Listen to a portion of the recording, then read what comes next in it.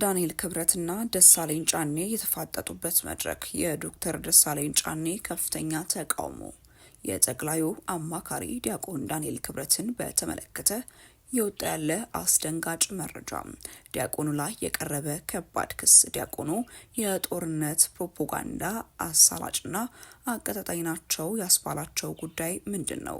የጀኔራሉ ከባድ ዛቻ እነጌታቸው ላይ እርምጃ ሊወሰድ ነው። ፖለቲከኛው አቶ ጀዋር መሐመድ የሰጠው አነጋጋሪ አስተያየት። ደሳለኝ ጫኔ ለምን ራሱን አገለለ? ፖለቲከኛው ጀዋር መሐመድ የሰጠውን አነጋጋሪ ምላሽም በዝርዝር መረጃችን አካተን በስፋት የምናስደምጣችሁናል። ሰላምና ጤና በያላችሁበት ሁሉ ይድረሳችሁ እያልን ለቻናላችን አዲስ ከሆናችሁ ሰብስክራይብ በማድረግ ቤተሰብ እንድትሆኑ እየጠየቅን ወደ መረጃዎቹ እናመራለን። የጠቅላይ ሚኒስትር አብይ አህመድ አማካሪ የሆኑት ዲያቆን ዳንኤል ክብረት የጦርነት ፕሮፓጋንዳ አሳላጭና አቀጣጣይ ናቸው የሚል ክስ ቀርቦባቸዋል። ነገሩ እጅግ እያነጋገረ ይገኛል። ከሰሞኑ የኢትዮጵያ ብሮድካስቲንግ ኮርፖሬሽን የስራ አመራር ቦርድ ሰብሳቢ ሆነው በፓርላማ የተሾሙት የጠቅላይ ሚኒስትር አብይ አህመድ የማህበራዊ ዘርፍ አማካሪ ዲያቆን ዳንኤል ክብረት አወዛጋቢና የጦርነት ፕሮፓጋንዳ አሳላጭና አቀጣጣይ ናቸው የሚል ወቀሳ ቀረበባቸው። በዲያቆን ዳንኤል ክብረት ላይ ወቀሳቸውን የሰነዘሩት የአማራ ብሔራዊ ንቅናቄ አብንን ወክለው ፓርላማ የገቡት ዶክተር ደሳለኝ ጫኔ ናቸው። በዚህ ጉዳይ ላይ ጥር 28 ቀን 2018 ዓ.ም የተሰበሰበው ፓርላማ የኮርፖሬሽኑ ቦርድ አባል እንዲሆኑ የታጩትን 9 ግለሰቦች ሹመትም አጽድቋል። ከነዚህ ተሿሚዎች ውስጥ አንዱ የሆኑት ዳንኤል የኢትዮጵያ ፕሬስ ድርጅት የቦርድ አባልነት ሹመትን ለ3 ተከታታይ ጊዜያት መርተዋል። ከእርሳቸው በፊት የኢቢሲ ቦርድ ሰብሳቢ የነበሩት ዶክተር ለገሰ ቱሉን የተኩት የጠቅላይ ሚኒስትሩ አማካሪ በፓርላማ አባሉ ደሳለኝ ጫኔ ጠንከር ያለ ትችት ተሰንዝሮባቸዋል። ዳንኤል ቅርብ ጊዜ የመንግስት ተሿሚ ከሆኑ በኋላ ያደረጉት ያለው እንቅስቃሴ ላሉበት ለጠቅላይ ሚኒስትሩ የማህበራዊ ጉዳይ አማካሪነት የማይመጥን ነው በማለትም ተናግረዋል። ደሳለኝ አክለውም በዋነኝነት የጦርነት ፕሮፓጋንዳ አሳላጭና አቀጣጣይ ሆነው አግኝቻቸዋለሁ ሲሉም ተደምጠዋል። የአሜሪካ ስቴት ዲፓርትመንት አደገኛና አሳሳቢ ፕሮፓጋንዳ የሚቀሰቅሱ ብሎ መግለጫ እንዳወጣባቸው ደሳለኝ ጠቁመዋል። በትግራይ ጦርነት ወቅት ዲያቆን ዳንኤል ክብረት በተለያዩ መድረኮች ሲያደርጉት የነበረው ንግግር አደገኛ የጥላቻ ትርክትና ተቀባይነት የሌለው ነው ስል አሜሪካ መናገሯ ይታወሳል።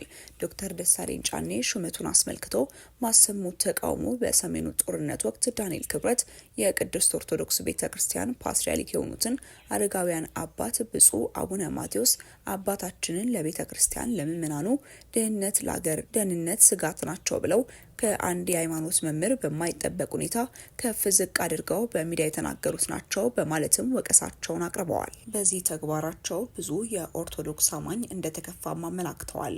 አወዛጋቢ ሲሉም የገለጿቸው አማካሪ ለኢቢሲ የቦርድ ሰብሳቢ ሆነው መሾማቸውን እቃወማለሁ ሲሉ የተቃውሞ ድምጻቸውን አሰምተዋል።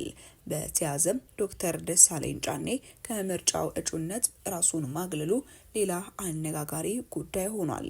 ለተከበራችሁ የባህር ዳር ከተማ ነዋሪዎች፣ ለመላው የአማራ ሕዝብና ለኢትዮጵያውያን ወገኖቼ በሙሉ ይላል መግለጫው።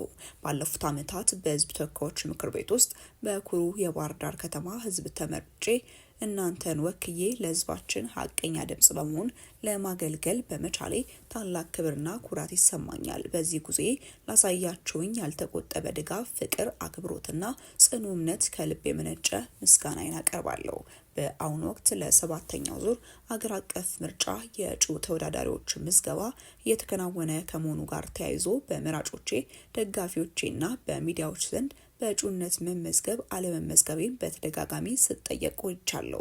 አንዳንድ ፓርቲዎችም ባህር ዳርም ሆነ አዲስ አበባ በፈለኩበት ቦታ በእጩነት እንድቀርብ እድሉን ሰጥተው ነበር። በግልም የመወዳደር አማራጭ በጥልቀት አስቤበታለሁ። ሆኖም ግን በመጪው 7ኛ ዙር ምርጫ ራሴን በእጩነት ላላቀርብ መወሰኔን ለህዝብ ይፋ ማድረግ እፈልጋለሁ። ለዚህ ውሳኔ ያበቃኝ ዋነኛው ምክንያት በአሁኑ ወቅት በሀገራችን ካለው ተጨባጭ ነባራዊ ሁኔታ ጋር የተያያዘ ነው። ነጻ፣ ሰላማዊና ፍትሐዊ ምርጫ ለማካሄድ የሚያስችል ምቹ መደላደል አለመኖሩና በፓርላማ ውስጥ ተጨማሪ 5 ዓመታትን በመቆየቴ ለህዝብ የሚያበረክተው የረባ ጥቅም የሌለው መሆኑን ተረድቻለሁ። ስለዚህ የስድስተኛው ዙር ፓርላማ እስኪጠናቀቅ ድረስ ባሉት ጥቂት ወራት የኢትዮጵያ ህዝብ እንደራሴነት ስራዬን ቀጥዬ ሰኔ መጨረሻ ላይ የዚህ ዙር የአገልግሎት ዘመኔን የማጠናቀቅ ሲሆን ወደፊት ሀገሬንና ህዝቤን እንዴት ለማገልገል እንደምፈልግ የማሳውቅ ይሆናል። እስካሁኗ ሰዓት ድረስ በጽናት አብራችሁ ለቆማችሁ ቤተሰቦቼ፣ ጓደኞቼ፣ ውድ የባህር ዳር ከተማ ነዋሪዎች፣ ለአማራ ህዝብና ለመላው ኢትዮጵያውያን ወገኖቼ ምስጋናዬ የላቀ ነው።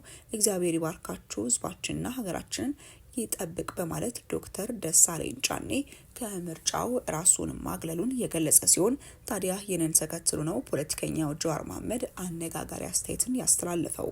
ጀዋር መሐመድ አቋሙን በገለጸበት አጭር ጽሑፍ ዶክተር ደሳለኝ ጫኔ በአሁኑ ፓርላማ ውስጥ የነበሩ ብቸኛ እውነተኛ የተቃዋሚ ድምጽ ሲል ገልጿቸዋል። እሳቸው በመጪው የስሙላ ምርጫ ላለመወዳደር መወሰናቸው በምክር ቤት ውስጥ የነበረውን የተቃውሞ ሚና ይበልጥ እንደሚያጠበው አመላክተዋል።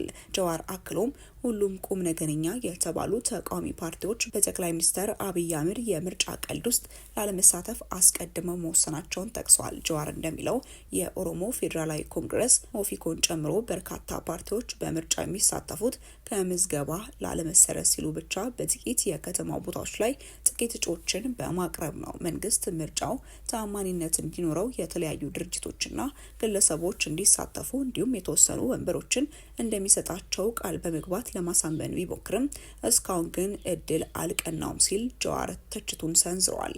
ይህ የኦፌኮ አባል ጀዋር አስተያየትም የወጣው የኢትዮጵያ ብሔራዊ ምርጫ ቦርድ የእጩነት ምዝገባ ጊዜን ማራዘሙን ይፋ ባደረገበት ዕለት ነው። የጀዋር መሐመድ ትችት ምርጫው ከመካሄዱ በፊት በገዢው ፓርቲና በዋና ዋና ተቃዋሚ ኃይሎች መካከል ያለው አለመተማመን ምን ያህል ጥልቅ እንደሆነ የሚያሳይ መሆኑን የፖለቲካ ተንታኞችም እየገለጹ ይገኛሉ።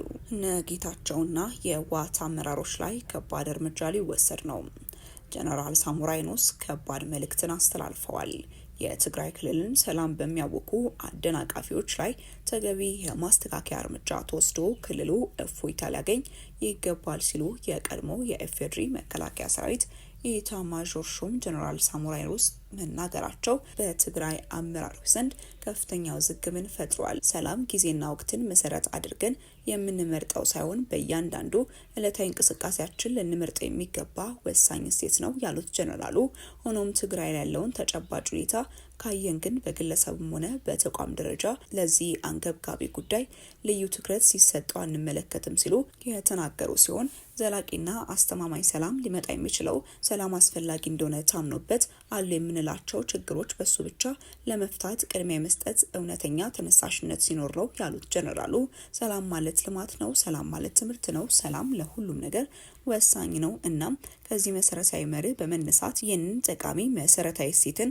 እናሰናክል በሚሉ አደናቃፊዎች ላይ አስፈላጊ የእርምት እርምጃ ተወስዶ ክልሉ ወደ ትክክለኛ መስመር እንዲመጣ ማድረግ አስፈላጊ ነው በማለትም ተናግረዋል።